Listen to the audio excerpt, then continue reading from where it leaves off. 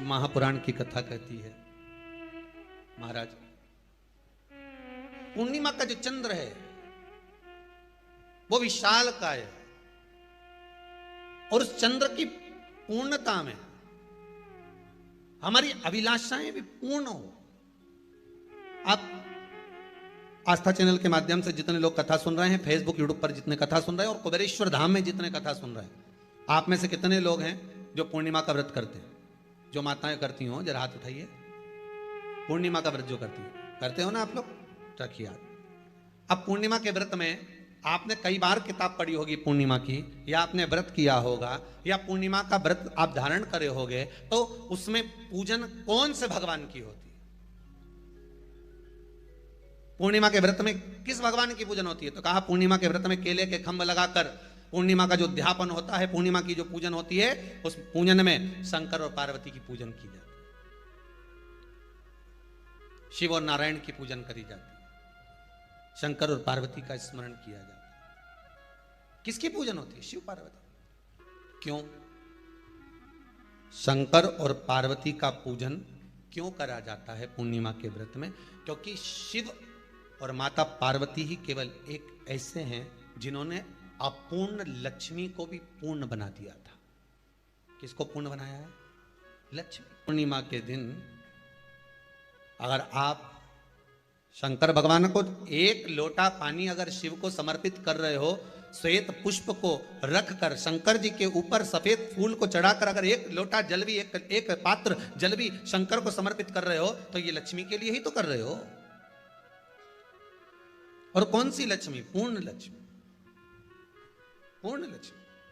आपको पहले भी कथा में कहा, एक बार भगवान विष्णु के सामने लक्ष्मी मैया ने बहुत तेज स्वर में कह दिया था, नारायण, दुनिया के लोग आपका नाम जपते हैं, दुनिया के लोग नारायण नारायण कहते हैं, दुनिया के लोग आपका भजन करते हैं, पर सत्य मायने में कहूं ना तो मेरे बिना दुनिया के लोगों की नहीं चल सकती, मेरे बिना दुनिया नहीं चल सकती, संसार मेरे बिना नहीं चल सकता। भगवान विष्णु ने कहा, यह तो गलत है लक्ष्मी आपका कहना। एक दिन लक्ष्मी को अहंकार आ गया, अहंकार के संबोधन जब माता लक्ष्मी करने लगी तो भगवान उसी समय पर भगवान विष्णु को क्रोध आ गया और भगवान विष्णु ने कह दिया, लक्ष्मी तू इतनी बड़ी बड़ी बात कहती है कि तेरे बिना नहीं रह सकती संसार। मैं तुझे कहता हूं लक्ष्मी, तू अपूर्ण है, तू अपूर्ण है, तू पूर्ण कब हो गई?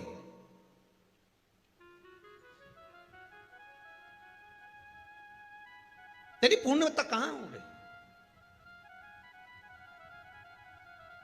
लक्ष्मी की आंख से आंसू बहने लगे। आज आपने मुझे अपूर्ण कहा है, आपको मालूम है आप मुझे अपूर्ण कह रहे हो? आपको ये ज्ञात हो रहा है आप मुझे अपूर्ण कह रहे हो? भगवान कहते हैं, हाँ लक्ष्मी मैंने तुझे अपूर्ण कहा है। अपूर्णता का मतलब आप जानते हो ना? भगवान कहते हैं, लक्ष्मी मैं सब जानता हूं। लक्ष्मी रोती हुई माता सरस्वती के पास पहुंच गई। सरस्वती ने पूछा, क्या बात है लक्ष्मी, क्यों रो रही हो? लक्ष्मी जी ने कहा, क्या बताऊं सखी, मेरे पति ने आज मुझे अपूर्ण कह दिया है। तो क्यों रो रही है तू? अपूर्ण अगर कह दिया, पति ने ही तो कहा है ना, तो क्यों रोना? चल मेरे साथ में। और सरस्वती मैया माता लक्ष्मी को लेकर सीधे पहुंच गई माता पार्वती के यहां। माता पार्वती के यहां जब पहुंची है, माता पार्वती जी ने लक्ष्मी जी को देखा और सरस्वती को देखा तो पूछा कि बात क्या है, क्या हो गया ऐसा, क्या हुआ, क्या है ऐसा जो तुम दोनों आज मेरे पास में आई? क्या हुआ? पार्वती जी कुछ बोलती, शिव जी का ध्यान माता सरस्वती की ओर और लक्ष्मी की ओर गया और भगवान शंकर जान गए कि आज भगवान नारायण ने लक्ष्मी जी को अपूर्ण कहा है। अब देखें माता पार्वती क्या कर सकती है, इसको पूर्ण बनाने के लिए करेगी क्या? क्या हुआ? माता सरस्वती जी बोली, लक्ष्मी को अपूर्ण कह दिया। अपूर्ण कह दिया? हाँ, तो क्या सोचना उसके लिए, इसको मैं अभी पूर्ण बना देती हूं। माता जगत जननी पार्वती ने गोदी में विराजमान गणेश जी को उठाया और उठाकर लक्ष्मी जी की गोद में दे दिया। ले लक्ष्मी, आज से तू पूर्ण हो गई। लक्ष्मी आज से तू पूर्ण है। गोदी में जब तक संतान नहीं है तो नारी को लोग अपूर्ण समझते हैं, पर माता पार्वती जी ने संपूर्ण ब्रह्मांड में एक सिद्धता प्रदान कर दी कि अपने गोदी के लाल को, अपने गोदी के पुत्र को माता ने लक्ष्मी की गोद में देखकर लक्ष्मी को पूर्ण बना दिया। वो दिन कौन सा था? पूर्णिमा का दिन, लक्ष्मी को पूर्ण करने का दिन, पूर्ण करने का। केवल अमृत ही नहीं बरसता, पूर्णिमा के दिन लक्ष्मी भी बरसती है। पूर्णिमा के कितने व्रत होते हैं? बोलते जाओ, जरा जल्दी जल्दी बोलो। पूर्णिमा के नारियों को, स्त्रियों को अखंड सौभाग्य के लिए, जो नारी वैधव्य नहीं होना चाहती है, उस नारी को पूर्णिमा के कितने व्रत करना चाहिए? जिस नारी के यहाँ संतान नहीं हो, औलाद नहीं हो, उसको पूर्णिमा के कितने व्रत करना चाहिए? जिस नारी का पुत्र, पति बहुत बीमारी से ग्रसित हो, लग रहा हो कि ये मेरा बेटा बहुत बड़ी बीमारी में घिरा हुआ है, तो नारी को कितने व्रत करना चाहिए? स्वयं भगवान कृष्ण ने माता यशोदा को द्वापर में भी बताया है कि पूर्णिमा के 32 व्रत होते हैं। कितने व्रत होते हैं? 32। हम भगवान कृष्ण यशोदा रानी को, माता यशोदा जी को भी बता रहे हैं 32 व्रत। अब आपको किसी ने बता दिया होगा कि 8 कर लो, 7 कर लो, 6 कर लो, 12 कर लो, इसलिए आपने बोला कि 12 कर लीजिए, 32 कर लीजिए। अरे यहां तो द्वापर की कथा भी कहती है। यशोदा जी ने एक बार भगवान कृष्ण को रोक कर कह दिया, ए कन्हैया रुको। कन्हैया बोले, बोलो माँ क्या बात है? कन्हैया जरा रुकिए, इधर आओ जरा। भगवान कृष्ण आए। हाँ माँ बोलिए। जगह का प्रसंग है ये, जिस समय पर राधा रानी कुरुक्षेत्र में नंद बाबा और यशोदा जी को लेकर कुरुक्षेत्र के कुंड में, ब्रह्म सरोवर में स्नान कराने के लिए लेकर जाती है, ग्रहण का समय पर। और जब भगवान कृष्ण उस कुरुक्षेत्र के उस सरोवर में स्नान करने आते हैं, तब यशोदा जी ने अपने लाला से प्रश्न किया है, पूछा है कि नारी वैधव्य होकर ना मरे, उसका पति कोई रोग से ग्रसित ना हो, उसका पुत्र किसी रोग में ना पड़े। कितना सुंदर संवाद लिखा है। अगर किसी माता का पुत्र मान लो किसी नशे में डूबा हुआ है, कोई नशा कर रहा है और गलत नशा है, आपको लग रहा है कि ये नशे में डूबा हुआ है, आपको लग रहा है कि ये गलत जगह पर डूब गया है, आपको लग रहा है कि मदिरापान में, मांसाहार में या अधिक गांजा आदि का जो भी नशे होते हैं, जितने भी नशे, उसमें डूब चुका है। और माँ उसको समझा रही है, तू नशे में मत डूब, तू इस काम को मत कर, तू ये गलत कर्म मत कर। माँ उसको समझा कर हार गई। तो मेरा माताओं से निवेदन है, आप उसको समझाना बंद कर दो, एक काम करना प्रारंभ कर दीजिए। हमें जो शिव महापुराण के माध्यम से शास्त्र कह रहा है कि आप 32 पूर्णिमा के व्रत प्रारंभ कर दो। उसमें करना क्या है आपको? केवल जिस दिन व्रत रहे, रात्रि के समय पर कोई भी मीठा, कुछ भी सामग्री आप चंद्र की रोशनी में, चंद्र को अर्घ देने के बाद, पूजन करने के बाद उसको रखो, और वही सामग्री जो नशा कर रहा है उसको पूर्णिमा के दूसरे दिन उसको खिलाओ। आप धीरे धीरे खिलाना चालू करेंगे, जिस नशे में वो डूबा हुआ है उस नशे से वो छूटना प्रारंभ हो जाएगा। 2 पूर्णिमा व्रत करके तो देखो, तीसरे में तुम्हें जरूरत ही नहीं, धीरे धीरे आप रुक, वो छूटना प्रारंभ हो जाएगा। स्वयं भगवान कर रहे हैं। यशोदा मैया ने कन्हैया को रोक लिया कुरुक्षेत्र के उस मैदान में, और भगवान कृष्ण का दर्शन माता यशोदा जी करी। बहुत दिनों के बाद माँ को, आज माता यशोदा को लाला का दर्शन हुआ, बहुत समय के बाद, जाने के बाद, बहुत समय। कृष्ण से माता यशोदा जी ने पूछा, कन्हैया लो, किसी नारी का पुत्र या पति रोग से ग्रसित हो,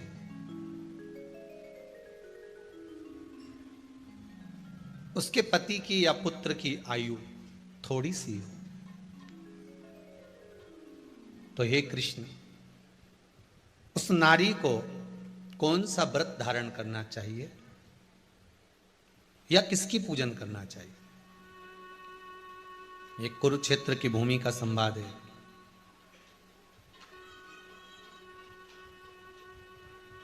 भगवान कह रहे हैं, मां, अगर नारी अपने पुत्र और अपने पति के लिए, उसकी उम्र की वृद्धि के लिए, रोग मुक्ति के लिए, विश्व के ताप को कम करने वाले चंद्रदेव की आराधना, पूर्णिमा के व्रत को धारण करती है, तो नारी उस व्रत के प्रभाव से अपने पुत्र और पति की बीमारी को, रोग को हर लेती।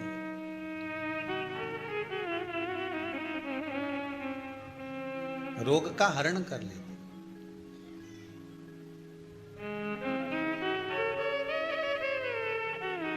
महाराज,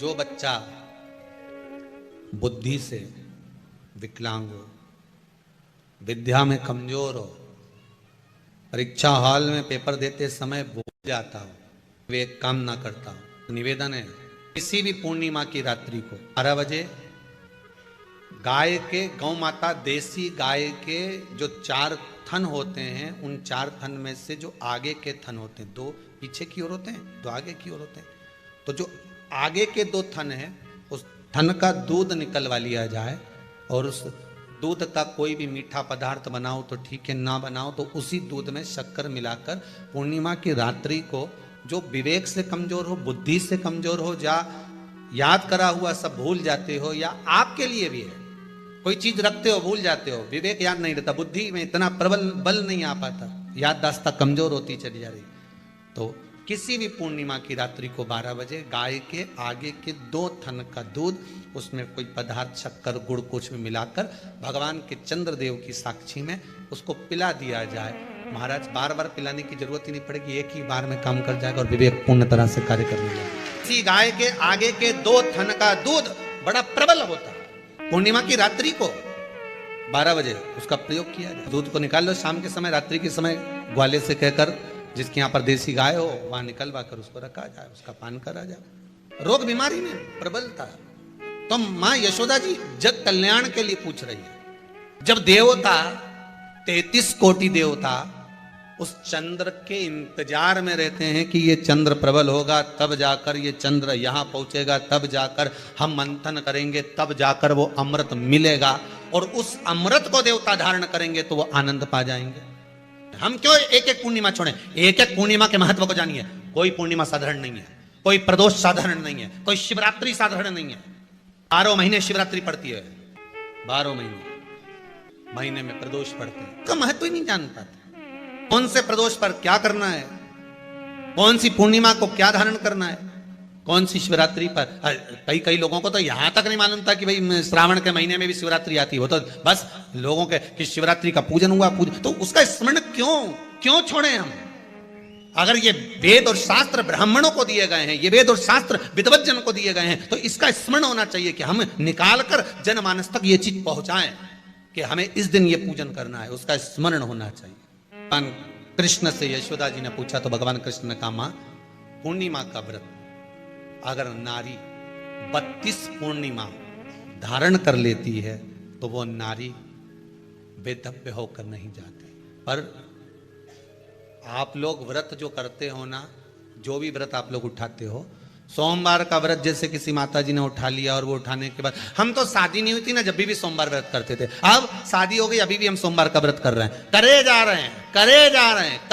रहे हैं, और उसका कोई उद्यापन नहीं करा, कोई संकल्प नहीं लिया गया कि मैं 5 करूंगी कि 16 करूंगी कि 25 करूंगी कि 31 करूंगी कि 21 करूंगी। इसलिए पूर्णिमा व्रत का विधान में कहा गया कि 32 पूर्णिमा का पहला संकल्प होना चाहिए। उसके बाद आपकी 32 पूरी हो जाए, फिर आप दूसरे और व्रत कर लो, फिर 32 कर लो, फिर 32 कर लो, पर उसमें पूर्णता का भाव।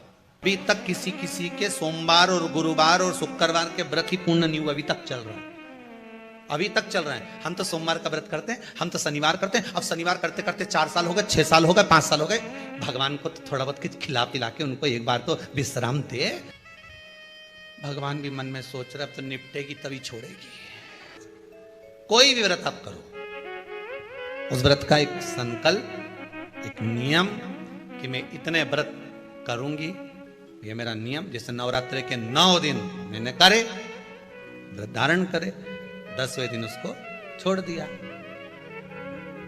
अब तुम तो सोच कर बैठी कि ये मैं 9 दिन धारण कर लूंगी, ने एक दिन बाद एकादशी पड़ रही है तो 10वें के दिन कौन छोड़े, दशहरे का भी व्रत ये भी कर लूं, 11 भी पूरी कर लूं, उसके बाद प्रदोष भी कर लूं, और प्रदोष के बाद में मैं फिर जो द्वादशी पड़ी, 12 पड़ी वो कर पुरा के इसके बाद ही छोड़ूंगी। थोड़ा सा जिस व्रत को उठाया गया, जिस व्रत का नियम लिया गया है, उस व्रत का प्रदान कर कर फिर उसको थोड़ा सा भाग प्रदान कर कर हमने ये व्रत पूर्ण कर लिए। भगवान हमारा ये व्रत आपकी कृपा से, हे विश्वनाथ, हे शंभु, हे त्रिकालदर्शी, हे कैलाशी, मेरी 26 एकादशी आज पूर्ण आपकी कृपा से हुई है, इसलिए मैं उद्यापन कर रही हूं, आपकी कृपा से कर रही हूं। उसके बाद फिर उठाऊंगी, फिर कर लूंगी, पर आज मैंने पूर्णता का भाव लिया। उद्यापन नहीं करो तो किसी विद्वान ब्राह्मण को घर में बुलाकर अभिषेक पूजन करा लो, उसको भोजन करा दो, दक्षिणा आदि प्रदान कर कर उसको विदा कर दो, उसमें भी सुख का भाग।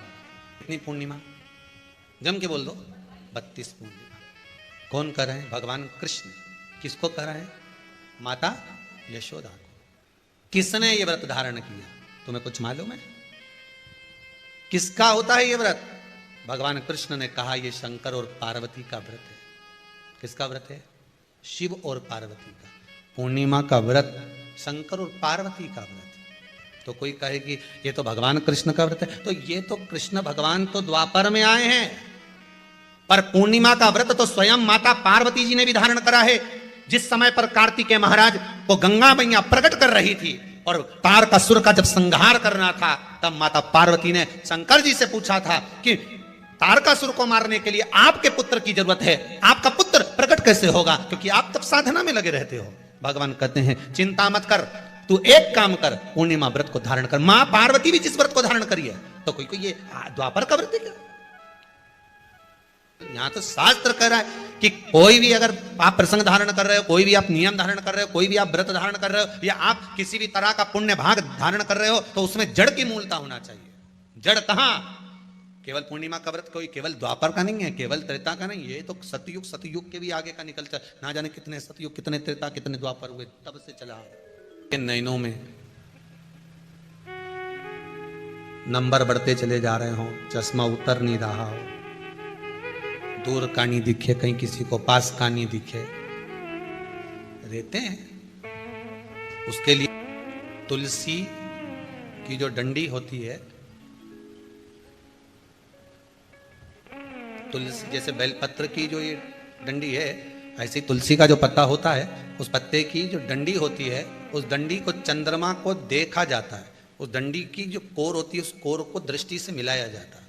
माँ की रात्रि ठीक 12 बजे आप चंद्रमा की, जैसे चंद्रमा का भाग, उस चंद्रमा के भाग को आप उस डंडी के भाग से निहारने का प्रयास करें। मार घर में आई है, घी का दिया लगाई है, उस घी के दीप को लगाने के बाद पूर्णिमा के दिन उस पर एक प्लेट थोड़ी तिरछी कर रख दो, जिससे उसकी कालोच, काई की, उस दीप की, घी के दीप की कालोच उस प्लेट पर आ जाए। थोड़ी सी कालोच ले लीजिए, 5-10 मिनट में आ जाएगी। उसको गाय के घी में मिलाकर आंखों में सुरमा लगाकर रात्रि को सो जाइए। 3 दिन बाद आप महसूस करेंगे कि नेत्र की ज्योति बढ़ना प्रारंभ हो रही है। अब इस प्रयोग को करने में कोई धन लगा तुम्हारा?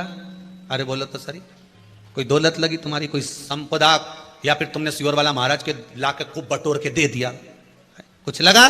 नहीं। तुम करोगे, लाभ तुम्हें मिलेगा। ये जितनी पूर्णिमा के व्रत हैं, जितने 12 महीने जो पूर्णिमा पड़ती है, पूनम पड़ती है, ये भले दुनिया के लोग कहते हैं कि ये भगवान राधा और कृष्ण से संबंध, हम और कृष्ण से संबंध रखते हैं, पर इनका यदि सही संबंध समझा जाए, इनके सही संबंध का यदि स्मरण करा जाए, इनके सही संबंधों का यदि वर्णन किया जाए, तो शिव और चंद्रमा के जो मिलन का केंद्र बिंदु है, वही पूर्णिमा है।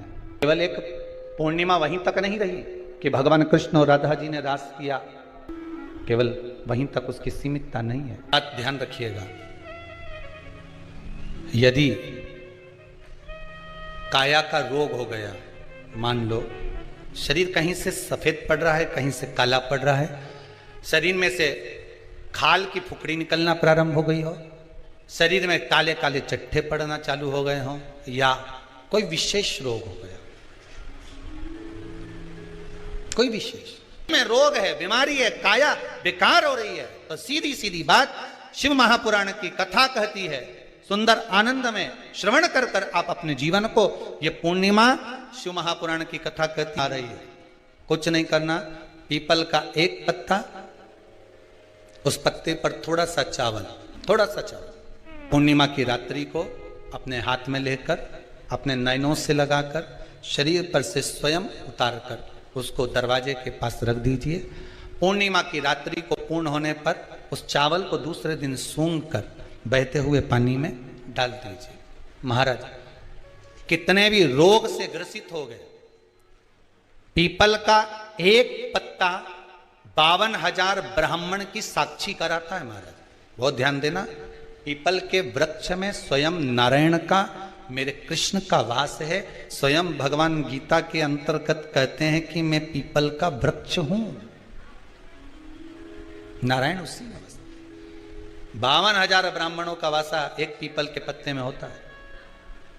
और आपको पहले भी कथा में कहा, गाय ब्राह्मण बहन बेटी ये सब काल का हरण करने वाले हो, काल को हरने वाले हो। रोग को मिटाइए, शिव का स्मरण करो। पूर्णिमा के दिन चावल का एक आखा दाना, आखा दाना जानते हो, पूरा खंडित चावल नहीं, कितना चावल, एक दाना चावल का शंकर भगवान के शिवलिंग पर समर्पित करिए। एक बेलपत्र जिसका डंडी का मुख अपनी ओर हो, जहां से चावल चढ़ाया है, उस चावल के ऊपर अपनी कामना कर कर रख दीजिए और चंद्रमौली भगवान का स्मरण करिए। कौन से भगवान? शंकर भगवान का सर्वश्रेष्ठ सुंदर नाम है चंद्रमौली। चंद्रमौली भगवान का स्मरण करिए, अपनी कामना कर कर बेलपत्र समर्पित कर कर शिव जी पर एक लोटा पानी, एक जल पात्र समर्पित करो, कलश से जल चढ़ा दीजिए, नैनों में वो जल लगाकर अपनी कामना कर कर वापिस घर को आइए। आएगी जो कामना करी है मेरा चंद्रमौली भोलेनाथ उसे पूर्ण कर ही देगा। शिव उपासना के लिए जितनी 12 महीने में पूर्णिमा पड़ती है, एक एक पूर्णिमा का व्याख्यान वर्णन करेंगे। आज तो कथा का महत्तम दिवस है, पहला दिवस है, तो हम उसको महत्व समझें कि पूर्णिमा का महत्व क्या है, हम उसका महत्व समझें कि शंकर और चंद्र का रिश्ता क्या है, संबंध क्या है। भगवान ने जितनी पूर्णिमा बनाई है, जितने नक्षत्र बनाए, जितनी घड़ी बनाई, जितना पल बनाया, जितना समय बनाया, ये शंकर भगवान ने जो बनाया ये गलत नहीं बनाया, श्रेष्ठता के लिए बनाया, जग के उद्धार के लिए, संसार के उद्धार के लिए बनाया। अब उसका प्रयोग आप करें ना करें ये आपके ऊपर है, आप उसका प्रयोग कर रहे हैं ना कर रहे हैं आपके ऊपर, पर जो बनाया है मेरे भगवान। कि कुछ तिथियां भारत की भूमि पर ऐसी वर्णित है जिन तिथियों में भी गंगा का जल हम शिव को अगर एक बूंद भी समर्पित कर रहे हैं, गंगा का जल मात्र एक आधी चम्मच भी, आचमन जितना भी अगर हम शिव को समर्पित कर रहे हैं तो उसका सुख आनंदित है। जैसे पंचमी तिथि, नवमी तिथि, दशमी तिथि, एकादशी, प्रदोष, पूर्णिमा, अमावस्या, ये तिथियां हमारे पशुपतिनाथ का व्रत करते हो, आप 16 सोमवार का व्रत करते हो, आप संकट सोमवार का व्रत करते हो, आप शिवरात्रि का व्रत करते हो, सोमवार की अष्टमी का व्रत करते हो। उन व्रतों में सारे व्रत करो, मना नहीं है, पर उस व्रत में अपना पूर्ण समर्पण परमात्मा के प्रति रखो। केवल खाना छोड़ा है, अन्न छोड़ा है, भोजन छोड़ा है, और दिन में सुबह से लेकर शाम तक 2-3 बार तुमने कुछ ना कुछ पाया है, वो व्रत हो सकता है आपकी दृष्टि में, पर हमारी दृष्टि में व्रत कौन सा है? शिव महापुराण की कथा कहती है कि सुबेरे आपका व्रत चालू हुआ, दूसरे दिन ब्रह्म मुहूर्त तक जो आपका व्रत आपने रखा है, भगवान का जो व्रत कर रहे हो, उस व्रत में एक बात अपने अंदर उतार कर रखो कि इस दिन मैं अपने मोबाइल का त्याग करती हूँ, पूरे दिन मैं मैसेज नहीं पढ़ूंगी, मैं देखूंगी नहीं, मैं अपशब्द नहीं कहूंगी, मैं जानूंगी नहीं। दूसरा, आज के दिन मेरा व्रत है, आज 1 महीने में, 15 दिन में, 2 दिन में, 20 दिन में मैंने अगर किसी से भी अपशब्द कहा होगा, आड़ा टेढ़ा कहा होगा, तो सबसे पहले आज व्रत वाले दिन मैं उसको सॉरी कहूंगी, क्षमा मांगूंगी और अपने हृदय से लगाने का प्रयास करूंगी। व्रत है।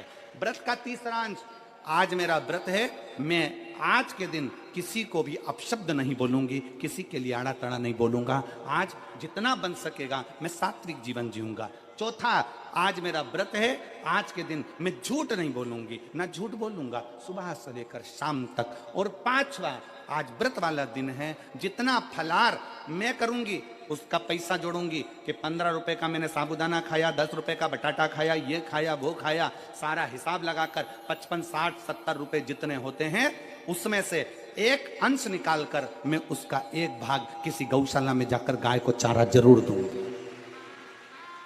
आपका व्रत, आपकी साधना, आपका तप, आपका बल आप कैसा कर रहे हैं? केवल भूखे रहने पर भगवत पद की प्राप्ति नहीं होती। शिव महापुराण की कथा कहती है कि भूखे रहने से भगवान की प्राप्ति नहीं होती। शिव पुराण की कथा कहती है भगवान को पाने की भूख बढ़ाने से भगवान की प्राप्ति होती है। भीतर से परमात्मा को पाने की भूख बढ़ाइए, भगवान को पाने की भूख बढ़ाओ भीतर से।